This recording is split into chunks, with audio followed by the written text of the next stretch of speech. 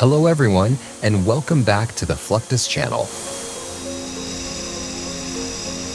Paratrooping remains one of the most intense ways to move armed troops into a battlefield.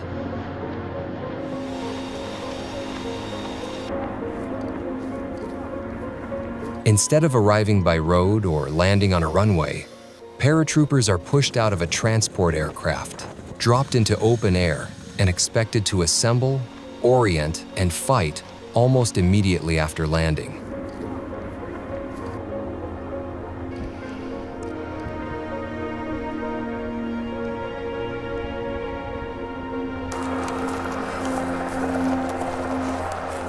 The concept is built around surprise, speed, and reach.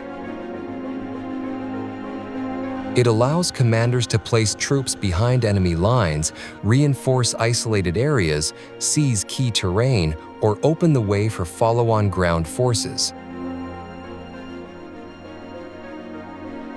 But what looks like a few seconds of controlled chaos at the aircraft door is actually the end result of a long chain of planning, inspection, and rehearsal. The image of the paratrooper is still deeply tied to D-Day, when Allied airborne troops jumped into Normandy in the hours before the beach landings.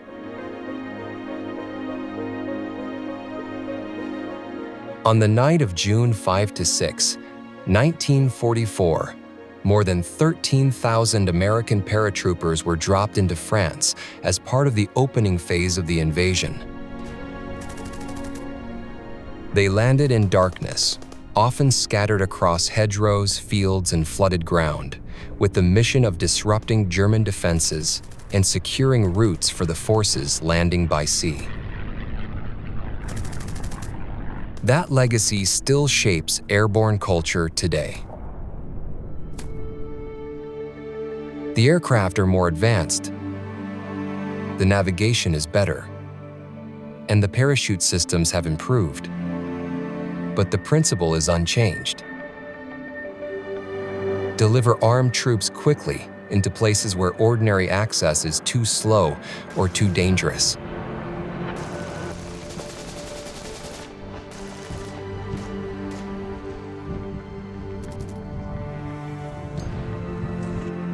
Before a single jumper steps onto a C-17 Globemaster III, the logistics are already intense. Troops must be manifested, parachutes inspected, equipment checked, and exit order confirmed. Jumpmasters then move through the formation, performing one last full inspection. They examine harnesses, reserve chutes, static lines, helmets, weapons attachments, and cargo placement. They are looking for anything that could go wrong once the aircraft is airborne: twisted straps, loose gear, poor routing, or unsecured load points. In a mass tactical jump, even a small mistake can become dangerous very quickly because dozens of jumpers may exit within seconds. That is why Jumpmaster discipline is so central to airborne operations. They are the last layer of control before gravity takes over.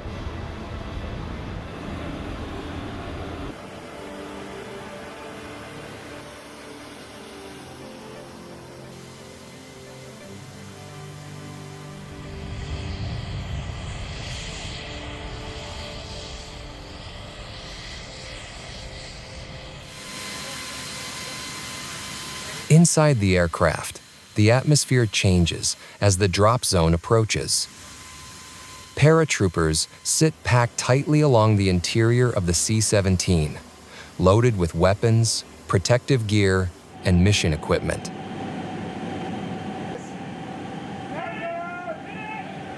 When the command sequence starts, they stand, hook up, and begin moving toward the doors in a controlled flow.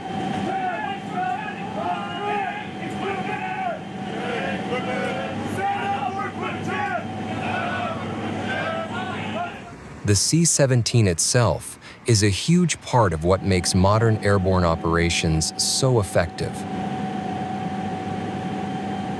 With a wingspan of about 170 feet, a cargo compartment over 88 feet long, and the ability to carry large formations of paratroopers in one aircraft, it turns strategic airlift into a direct insertion platform.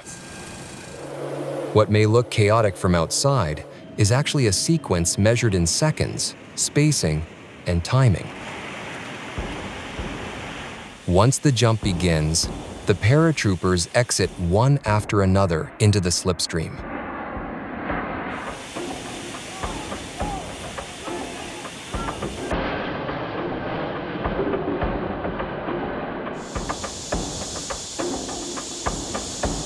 Disappearing into open air before their parachutes deploy in sequence behind the aircraft.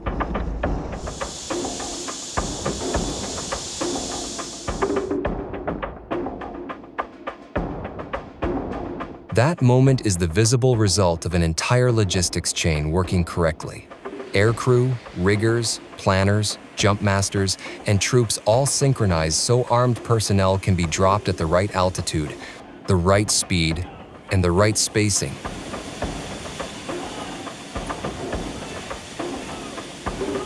It is not simply a display of courage. It is a delivery system designed for war.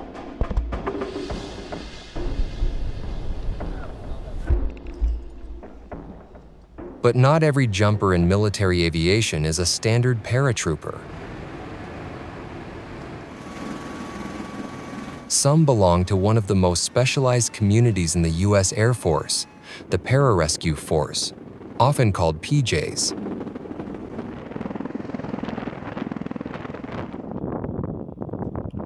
These airmen are built for a different mission. While airborne infantry are dropped to seize and hold ground, pararescue personnel are trained to recover isolated personnel, rescue wounded troops, provide trauma care, and reach places where ordinary rescue teams cannot go.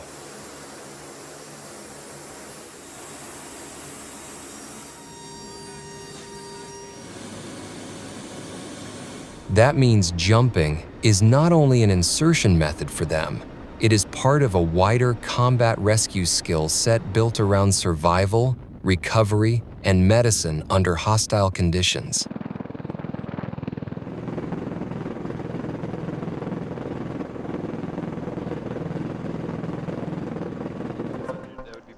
Pararescue jump training reflects that broader mission.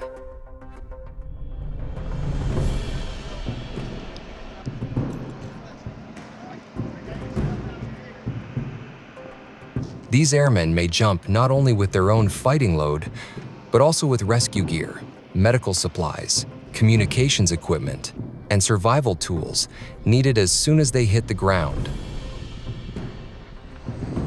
What a jumper carries matters enormously, because every item affects weight, movement, landing, and immediate combat effectiveness.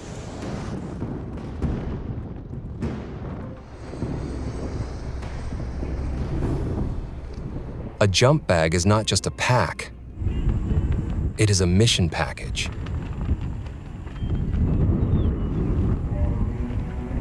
Inside may be ammunition, food, water, protective equipment, rope, medical gear, radios, and tools specific to the mission. The layout has to be deliberate, because once the jumper exits the aircraft, there is no time to reorganize.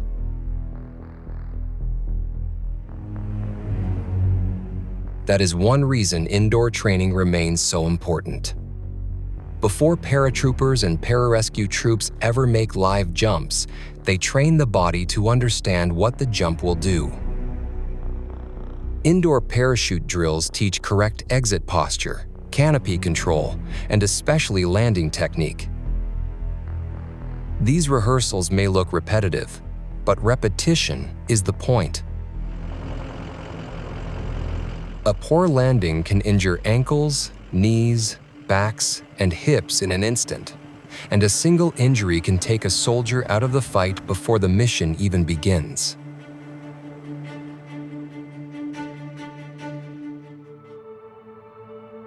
Ground towers and jump simulation systems serve the same purpose.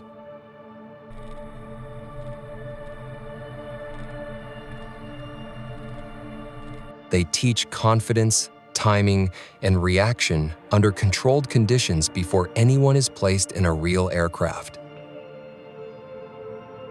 Is going to be a current qualified jump master. What makes airborne operations even more effective today is joint and allied training. Jump master is going to JMPI you, okay? US and British paratroopers training together at places like Grafenwohr, Germany, show how airborne forces maintain interoperability across allied militaries. Just a little familiarization. Different uniforms may step out of the aircraft, but the requirements remain the same: discipline in the aircraft, confidence at the door, and trust that every person in the sequence is doing the right thing. Check equipment! Check equipment! These combined drills are not only about partnership. Remember that quick release? Yeah. They are about proving that large airborne formations can still be assembled, loaded, flown, and delivered when needed.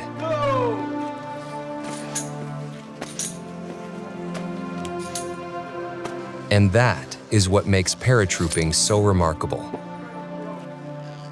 30 seconds. It is not simply about soldiers jumping from airplanes. It is about building a force that can be packed, inspected, loaded, flown, and then dropped into open air with weapons, gear, and purpose intact. Green light, go! Go!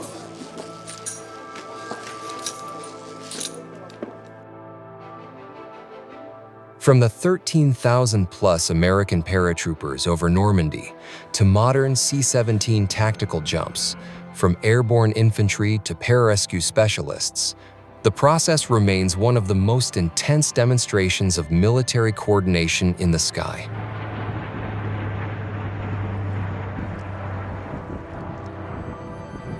And while fixed-wing aircraft like the C-17 dominate large airborne drops, other military aircraft are built for a different kind of insertion, smaller, faster, and far more precise.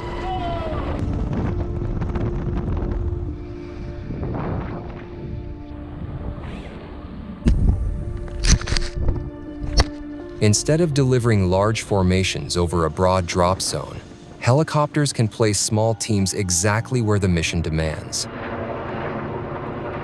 Whether that means open water, a tight clearing, a ship's deck, or a narrow strip of land with no room to land. That is where rotary wing insertion becomes critical. It trades mass for flexibility, and in many missions, flexibility matters more.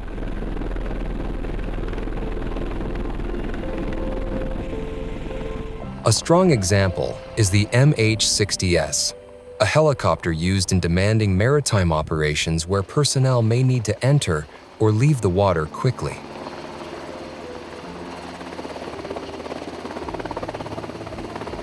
In helicopter casting, troops jump from low altitude directly into the sea, often in quick succession.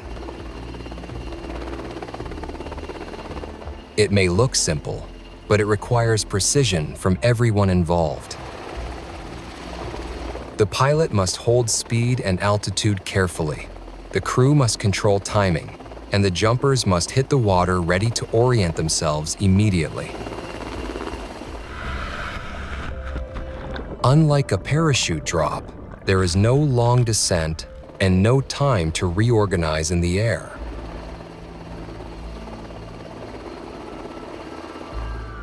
Once they leave the aircraft, they are in the water almost instantly.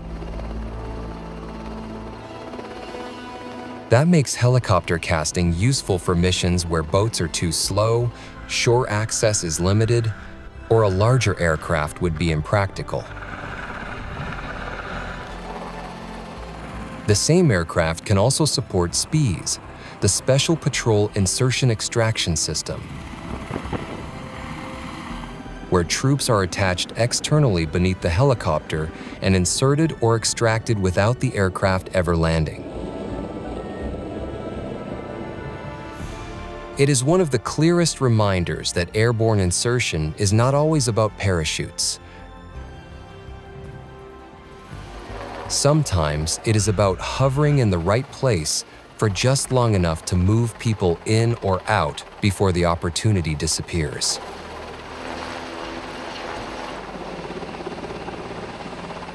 A similar role can be seen with the Eurocopter EC-225 Super Puma, which has also been used in water insertion training. These exercises often include both day and night operations, because maritime insertions are shaped by sea state, visibility, and disorientation the moment personnel hit the water. Training under both conditions is essential. Water operations are physically demanding, but they are also mentally demanding, and the crews have to be ready for both. Over land, the same principle applies in a different form. Aircraft, such as the CH-47 Chinook, can support airborne jumps directly from helicopters, giving commanders another insertion option besides fixed-wing parachute drops. A helicopter can approach lower, slower, and often closer to the target area, which makes it ideal for smaller or more specialized operations.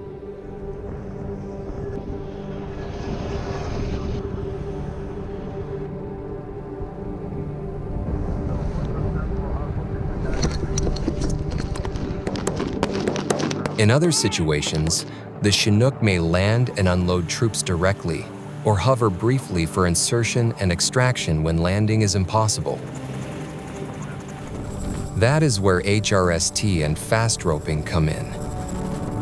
Helicopter rope suspension techniques allow personnel to descend rapidly from a hovering aircraft into the objective area without waiting for it to touch down. These methods are built for speed. They are used when terrain is too tight, obstacles are too severe, or the aircraft cannot afford to remain exposed long enough for a conventional landing. Just like Spy, they turn the helicopter into more than transport. They turn it into a direct, tactical insertion platform. Modern airborne operations have a broad base indeed. Whether troops are stepping out of a C-70, jumping from a helicopter, hitting the water in a cast, hanging beneath a SPI rope, or sliding down a fast rope into a landing zone, the goal is always the same: get them into or out of difficult places fast, under control, and ready to act the moment they arrive.